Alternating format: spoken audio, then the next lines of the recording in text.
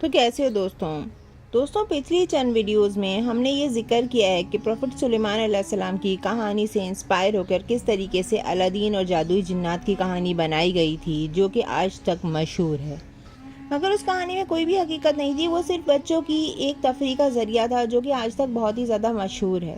لیکن جو حضرت سلیمان علیہ السلام کی کہانی ہے، جو کہ ان کا جادو، ان کے جنات، ان کے معجزات، وہ سبھی کچھ حقیقت ہے۔ تو آج تک ہم نے بات کی ہے حضرت سلیمان علیہ السلام کے بہت سارے معجزات کے بارے میں، جس میں کہ ان کا تخت شامل ہے، جس میں کہ حضرت بلقیس علیہ السلام کا واقعہ شامل ہے، ان کے اڑنے والے گھوڑے، ان کی انگوٹھی، جادوئی انگوٹھی، اور بہت ساری چیزوں کے جادو، جنات اور بہت ساری چیزیں جو ان کے سب تابع ہوا کرتی تھیں، ان کا ہوا ہو گئی، اور یہ سبھی کچھ مطلب کہ پوری کائنات پہ ہی وہ حکومت کرتے تھے۔ چرند پرند جانوروں سے بات کرنے کی صلاحیت بھی ان کے اندر موجود تھی۔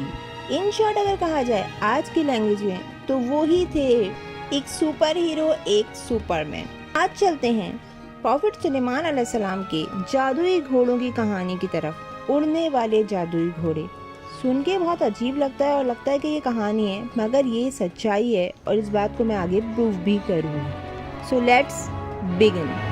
تو دوستوں، حضرت سلیمان علیہ السلام کے پاس تھے سنہرے پنکھوں اور سنہری رنگت والے، چاندی کی طرح چمکتے ہوئے، سونے کی طرح چمکتے ہوئے خوبصورت ترین گھوڑے، جو کہ ہواؤں میں اڑنے کی صلاحیت رکھا کرتے تھے۔ پروفٹ سلیمان علیہ السلام کو نہایت ہی محبوب اور عزیز تھے۔ مگر پھر کیا ہوا کہ انہوں نے ان کے پر ہی گردروا دیے، جن پروں سے کہ ان کو بے تحاشا محبت تھی۔ تو ملکہ بلقیس علیہ السلام کا جو واقعہ ہم نے بیان کیا ہے پچھلی ویڈیو میں، کہ کیسے حضرت سلیمان علیہ السلام نے ان کا تخت پلک جھپکتے میں اپنے جنات کے ذریعے حاضر کروا دیا اور پھر انہوں نے کر لیا اسلام قبول۔ تو پھر ایک دن انہوں نے حضرت سلیمان علیہ السلام سے ریکویسٹ کی کہ یا اللہ کے نبی، آپ کا تخت اتنے شان والا ہے کہ جس میں کہ آپ اڑتے ہیں اور دنیا میں کہیں سے کہیں لمحوں میں پہنچ جاتے ہیں، تو مجھے بھی آپ اس کی سیر کروا دیجیے۔ تو مان لیتے ہیں پروفٹ سلیمان علیہ السلام ان کی یہ التجا،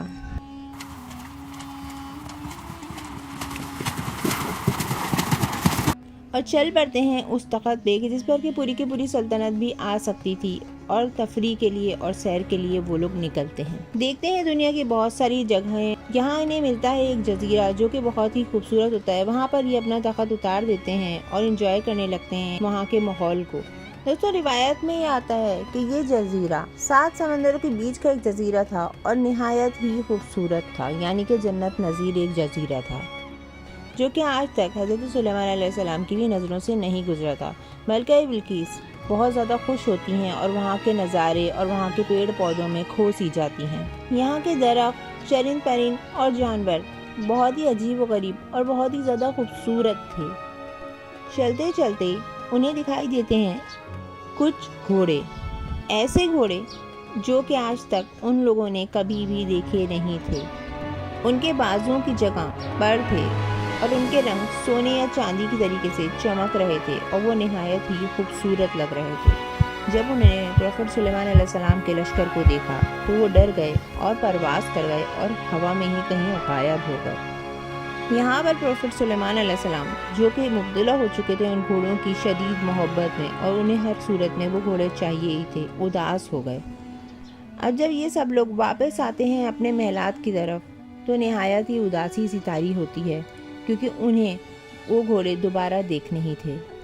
تو یہاں پر پروفٹ سلیمان علیہ السلام لگاتے ہیں اپنا دربار، جس کے اندر چرند پرند جنات اور سبھی لوگ شامل تھے، یہاں تک کہ ہوا بھی ان کے تابع تھی، اور حکم دیتے ہیں ان سبھی کو کہ کہیں سے بھی کیسے بھی ان گھوڑوں کو میرے لیے ڈھونڈ کر لے کر آؤ۔ اور یہ بن جاتی ہے ان کی ضد، جنہوں نے حضرت سلیمان علیہ السلام سے عرض کیا کہ یا میرے مالک، ہم خشکی کے جن ہیں اور دریاؤں اور سمندروں کے جنات الگ ہیں اور ان سے ہمارا کوئی مقابلہ نہیں، اور وہ گھوڑے سمندروں میں ہی کہیں جا کر گم ہو چکے ہیں۔ اب اگر کہ ان گھوڑوں کو کوئی بھی وہاں سے لے کر آ سکتا ہے تو وہ ہے ایک سمندری جن جو کہ آپ پر ایمان نہیں لایا ہے، نہ ہی تو آپ کے حکم کے تابع ہے اور نہ ہی آپ کے حکم کی وجہ سے وہ یہاں پر موجود ہوگا۔ حضرت سلیمان علیہ السلام کہتے ہیں کہ کیسے بھی اس جن کو لے کر آؤ میرے سامنے۔ تو یہاں پر جنات یہ افواہ پھیلاتے ہیں کہ پروفٹ سلیمان علیہ السلام کا انتقال ہو چکا ہے۔ وہ باغی جن جو سمندروں میں روپوش تھا، جب یہ خبر سنتا ہے تو باہر آ جاتا ہے۔ جیسے ہی وہ باہر آتا ہے تو پروفیٹ سلیمان علیہ السلام کے پیروکار جن اس کو اپنے قبضے میں لیتے ہیں اور بادشاہ کے دربار میں اس کو پیش کر دیتے ہیں۔ یہاں جب وہ ان کی شان کو دیکھتا ہے جن تو نہایت ہی خوفزدہ ہو جاتا ہے اور اپنی جان کے خوف سے تھر تھر کانپنے لگتا ہے اور ان کی اطاعت کو فوراً ہی قبول کر لیتا ہے اور اپنے باغی ہونے کی وجہ سے جان بخشی کا طلبگار ہوتا ہے۔ یہاں پر پروفیٹ سلیمان علیہ السلام اس کی خطاؤں کو معاف کرتے ہیں اور اس کو بتاتے ہیں کہ میں نے ایسی نسل دیکھی ہے گھوڑوں کی جو کہ نہایت ہی خوبصورت تھی اور ان کے پر تھے اور وہ سنہری رنگ کے تھے اور چمک رہے تھے سورج کی روشنی میں، لیکن وہ مجھے دیکھ کر غائب ہو چکے ہیں، تو کیا تم ان کو میرے لیے لے کر آ سکتے ہو؟ یہاں پر وہ جنات جاتے ہیں اور ان گھوڑوں کو اپنی تدبیر اور عقل مندی سے پانی پیتے ہوئے، جب وہ ایک چشمے سے پانی پی رہے تھے، کسی بھی طریقے سے جکڑ لیتے ہیں اور حضرت سلیمان علیہ السلام کی خدمت میں پیش کر دیتے ہیں۔ یہ گھوڑے نہایت ہی خوبصورت اور عمدہ نسل کے تھے اور ان کا نام جیاد تھا۔ تو لفظ جیاد جیت کی جمع ہے جس کے معنی تیز رفتاری کے ہوتے ہیں۔ جیسا کہ پروفیٹ سلیمان علیہ السلام کے لشکر میں ہر چیز کے لیے، ہر جانور کے لیے، جن کے لیے، انس کے لیے اور پرندوں کے لیے ایک ایک لشکر ہوا کرتا تھا جو کہ الگ الگ جگہوں پہ ہوتا تھا، اسی طریقے سے انہوں نے ان گھوڑوں کا لیے بھی ایک الگ سے لشکر بنا دیا اور انہیں شامل کر لیا اپنی افواج میں۔ اچھا، اب یہ دیکھ لیتے ہیں کہ یہ واقعہ کہاں تک معتبر ہے۔ تو دوستوں، اس واقعے کا ذکر قرآن کریم میں بھی آیا ہے، بالکل تفصیلی طور پر بیان نہیں ہوا ہے، لیکن ایک طریقے سے اس طریقے سے بیان ہوا ہے کہ پروفیٹ سلیمان علیہ السلام ان گھوڑوں کی پیٹھ پر، ان کی کمر پہ، ان کے پروں پہ ہاتھ پھیر رہے تھے، یہاں تک کہ عصر کی نماز کا وقت قضا ہو جاتا ہے۔ وہ اس قدر محو تھے ان گھوڑوں کی محبت میں اور ان کے ساتھ وقت بتانے میں کہ انہیں وقت کا پتہ ہی نہیں چلتا۔ بعد میں جب انہیں احساس ہوتا ہے تو رو رو کے ان کی حالت خراب ہو جاتی ہے اور انہیں یہ فیل ہوتا ہے کہ وہ چیز جس نے کہ مجھے میرے پروردگار سے دور کر دیا اسے اس جگہ پر نہیں ہونا چاہیے۔ تو گھوڑوں کے وہ پر جس سے کہ انہیں بے حد محبت تھی انہیں وہ کٹوا دیتے ہیں اور آج تک جو گھوڑے موجود ہیں انہی پروں کے بغیر ہیں۔